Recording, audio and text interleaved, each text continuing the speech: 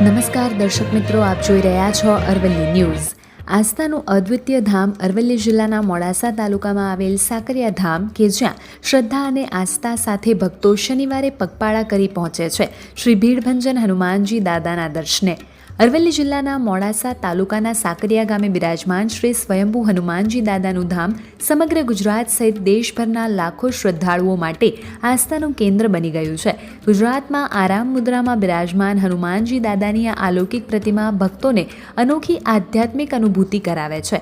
દર શનિવાર અને મંગળવારે વહેલી સવારથી જય શ્રીરામ અને જય હનુમાનના જયઘોષ સાથે ભક્તો પગપાળા કરી સાકરિયા ધામ તરફ પ્રયાણ કરે છે।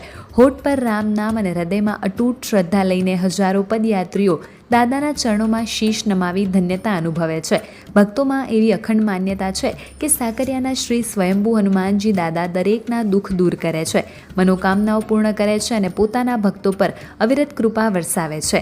આ જ અડગ વિશ્વાસના વડે અરવલ્લી સહિત ગુજરાતના વિવિધ જિલ્લાઓ તેમજ દેશના અનેક રાજ્યોમાંથી પણ શ્રદ્ધાળુઓ સાકરિયા ધામે ઉમટી પડે છે। ભક્તિ, વિશ્વાસ અને દિવ્ય શક્તિનો અનોખો સંગમ બની ગયેલું સાકરિયા ધામ હજારો શ્રદ્ધાળુઓ માટે આશા, આસ્થા અને આધ્યાત્મિક શાંતિનું પવિત્ર તીર્થ સ્થાન બની ગયું છે। ઘણા ભક્તો પોતાની માનતા પૂર્ણ કરવા તો કેટલાક પરિવારની સુખ શાંતિ, સારા સ્વાસ્થ્ય અને સમૃદ્ધિની પ્રાર્થના સાથે પગપાળા યાત્રા કરે છે। ભક્તોના જણાવ્યા મુજબ હનુમાનજી દાદાના માત્ર દર્શન અને શીશ ઝુકાવીને દાદા સઘળા દુઃખ દૂર કરે છે। ત્યારે આરામ મુદ્રામાં બિરાજમાન શ્રી સ્વયંભૂ હનુમાનજી દાદાની અલૌકિક પ્રતિમાના દર્શન કરીને ભક્તો ધન્યતા અનુભવે છે।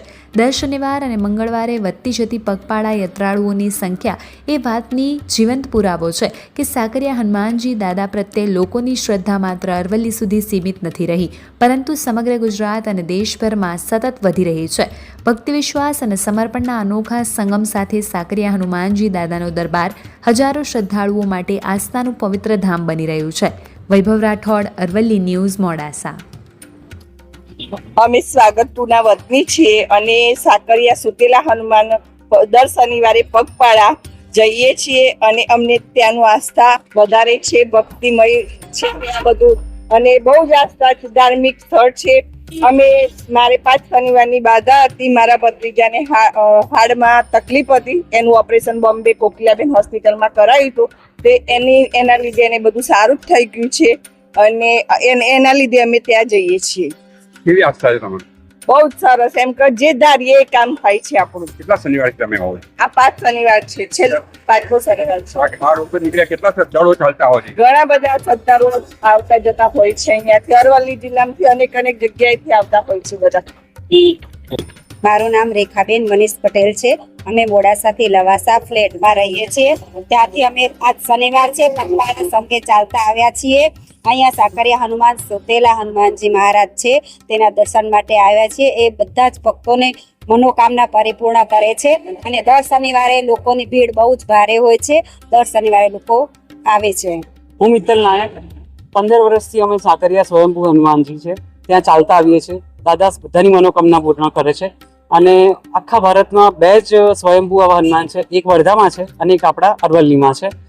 દાદા સૌની મનોકામના પૂર્ણ કરે છે અને જેને જે માંગે એ મળે છે અને અહીં શ્રદ્ધાથી આવીએ છીએ। છેલ્લા 20 વર્ષથી અમે લોકો ચાલતા દર્શન કરવા આવીએ છીએ। तो हमें कौन संभाले, तो हमें कौन संभाले।